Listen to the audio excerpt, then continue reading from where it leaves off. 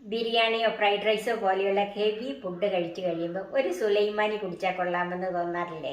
സുലൈമാനി പലരും പല രീതിയിലാണ് ഉണ്ടാക്കുന്നത്. ഞാൻ ഇതുപോലെ ഒരു ഗ്ലാസ് കെറ്റിലാണ് സുലൈമാനി എടുക്കുന്നത്. ഒരു 3-4 ഗ്ലാസ് എടുക്കാനുള്ള വെള്ളം വെച്ചിട്ടുണ്ട്. ഇനി നമുക്ക് ഒന്ന് അടുപ്പ് കത്തിക്കാം. ഇനി നമുക്കിതിൻ്റെ ഫിൽറ്റർ വെക്കാം.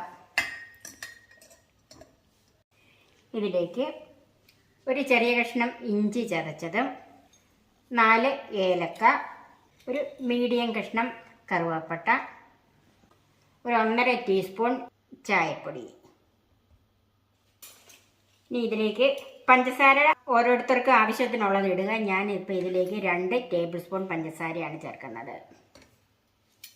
ഇനി നമുക്കിത് അടച്ചു വെക്കാം. സുലൈമാനി ഉണ്ടാക്കാൻ ഇതുപോലത്തെ പാത്രം വേണമെന്നൊരു നിർബന്ധവും ഇല്ല കേട്ടോ.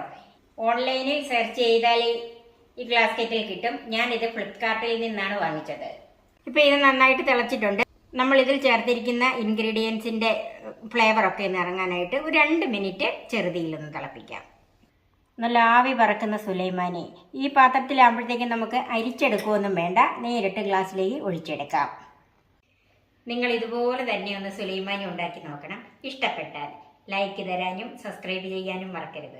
പുതിയ പുതിയ വിഭവങ്ങളുമായി നമുക്ക് വീണ്ടും കാണാം. ഞാൻ സോഫി കുര്യാക്കോസ്.